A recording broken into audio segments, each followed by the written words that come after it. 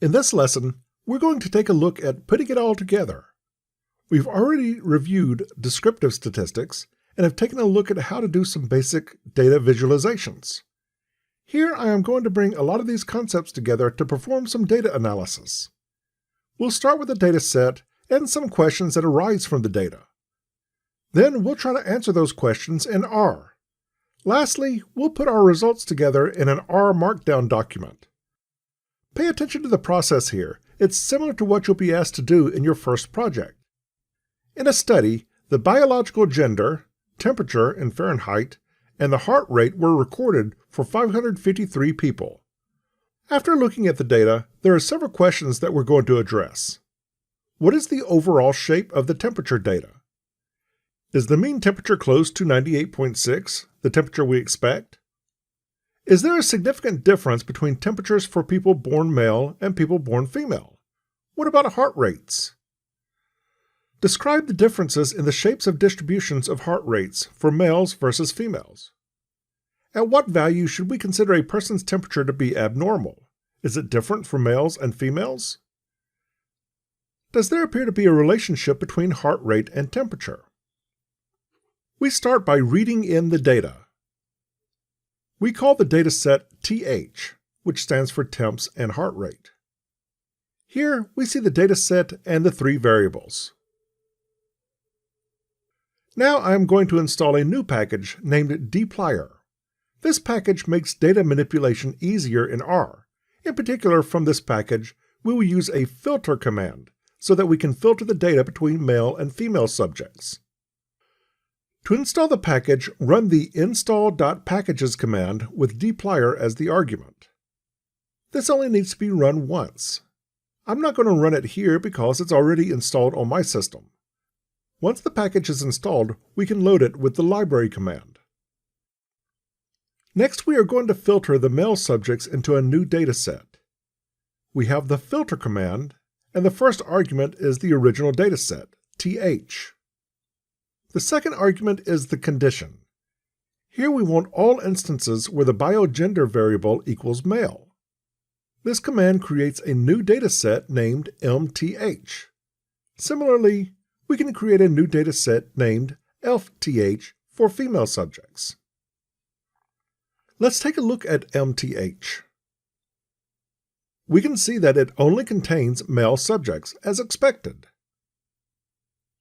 And similarly, ELFTH contains only female subjects. Okay, so now at this point we would normally attach our dataset to our workspace so we can access the variables directly. But we've got an issue here. I've got three different datasets that all contain the same three variables. So I'm going to take a different approach. I can call the variables I need directly using the following format: dataset name $variable. For example, say we want to find the mean of the heart rate data for male subjects. We enter the mean command, then MTH followed by a $, and then heart.rate as the variable. Okay, I think we're ready to tackle our first question. What is the overall shape of the data? To start with, I'm going to take a look at a histogram. We're talking about the overall data set here, so we're using $body.temp. Notice that I'm also including titles here for the main graph and the X and Y labels. Overall, the temperatures appear to be approximately symmetric. They're also bell-shaped, also called normal. Let's confirm this with a box plot. In our box plot, we see that there is some skewness, but it doesn't appear to be very great. Temperatures appear more symmetric than skewed. Okay, so we've all heard that the normal body temperature is 98.6 degrees Fahrenheit, or 37 degrees Celsius. So in this study, is the mean temperature close to 98.6 degrees?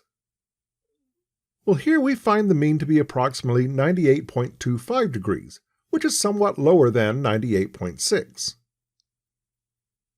So a follow-up question is there a significant difference between temperatures for people born male and people born female? Once we answer that question for temperatures, we'll answer it for heart rates. We run the mean mth $body.temp command for the male temperatures, and a similar command for the female temperatures. What we find is that the mean male temperature is about 98.1, and the mean female temperature is about 98.4. It appears that female body temperatures are slightly higher on average. Let's repeat these calculations for heart rates. The average male heart rate is approximately 75.2 and the average female heart rate is 76.3. Again, it appears that female heart rates are slightly higher. Let's take a look at the differences in the shapes of the distributions of heart rates for males versus females. Here, we look at a histogram of male heart rates. It appears that male heart rates are mostly symmetric and bell-shaped. Now, a histogram for female heart rates. It appears that the data are slightly skewed to the left. I'm going to confirm this with a box plot. We can see that there are outliers that only appear on the left, again confirming skewness in that direction. At what value should we consider a person's temperature to be abnormal? Is it different for males and females? Well, we'll start by deciding on a cutoff point for what we'll consider unusual.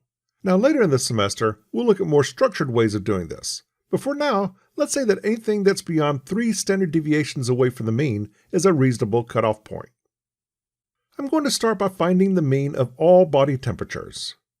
Then I'll find the standard deviation. Now let's compute the temperature that is 3 standard deviations above the mean. We do this by adding 3 times the standard deviation to the mean. We find that our cutoff for what we consider to be abnormal is any temperature beyond 100.55. Now we do the same thing for male temperatures. We'll call the male mean temperature elm.mean and the standard deviation elm.sd. We compute the temperature that is 3 standard deviations above the mean. Here we find it as 100.22. Any male temperature beyond 100.22 we'll consider it to be abnormal. Lastly, we perform the same calculations for female temperatures. Here we find that any female temperature beyond 100.78 is considered abnormal. One thing I'll note here is that the differences are not very great for male and female cutoff values. And on to our last question. Does there appear to be a relationship between heart rate and temperature? Well, to answer this, we can take a look at a scatterplot of overall temperatures and heart rates. It appears that there may be a slight positive association between temperatures and heart rates. Let's find the correlation coefficient. The positive linear association between body temperature and heart rate is somewhat weak. A correlation coefficient of 0.267 confirms this. Now that we have gone through our initial analysis with our data, let's pull this into an R Markdown document for easy presentation. I'm going to select everything that's in my script file and copy it. Next, I'll open a new R Markdown document and give it a title. I will call mine Temperature and Heart Rate Comparison by Gender. After selecting OK, my document appears. Now is probably a good time to go ahead and save it. It will also be a good idea to save your document periodically as you're working on it. Alright, I'm going to erase everything that appears below the initial parameters and then paste my script in. Now we need to do a good bit of cleaning up. Mainly, I will concentrate on putting in appropriate headers. I also need to make sure that I have all R commands in R code chunks. Lastly, I'll put in place appropriate formatting for any comments that may be needed to explain the results. Now, we talked about R Markdown in an earlier module, but as a quick review, a single hashtag will result in a level 1 heading, and a double hashtag will result in a level 2 heading. Asterisks around a comment will italicize it, and double asterisks will bold it. To enter an R code chunk, click on the Enter Code icon. A shortcut for doing that is to press Ctrl, Alt, and I. Also, to enter a website, put the name of the website in brackets, followed by the URL in parentheses. I'm going to start by putting the information about the study, including each question, and also label this with a Level 2 heading.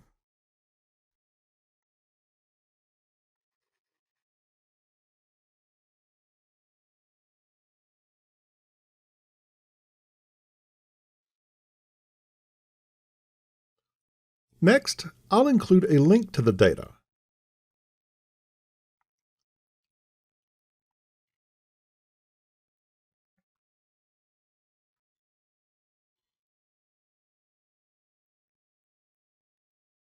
The next thing I will do is put in a section for the dataset names.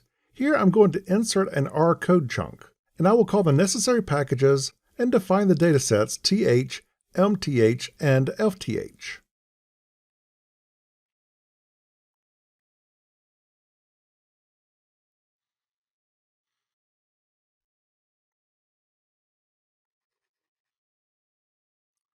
Now, let's address the first question. I'll put the question in a Level 2 heading, followed by the appropriate R code and commentary.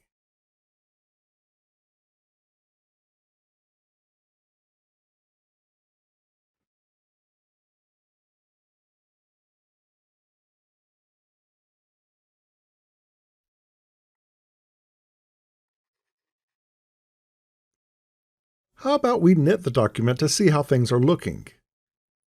It's a good idea to knit your document from time to time, because it's a good opportunity to correct any formatting that may not look right or to organize your document differently.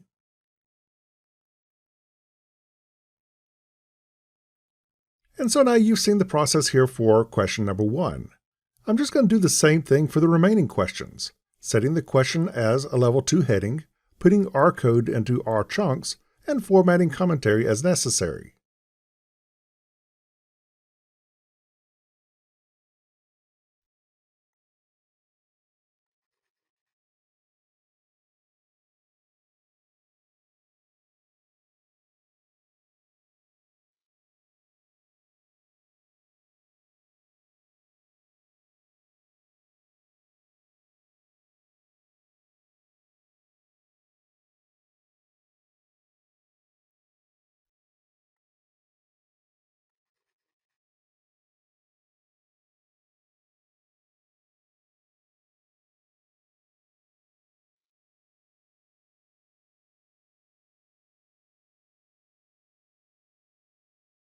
After making all of these changes, I'll take a final look at the overall document. I think it looks pretty organized, easy to follow, and it answers all of the posed questions. Now, when you put together a document like this, keep your reader in mind. Be sure to include all necessary information and to organize it in such a way that it can be followed. Appropriate headers and comments can make all of the difference. Okay, so that's it for this lesson. Best of luck as you move forward with the quiz and the first project.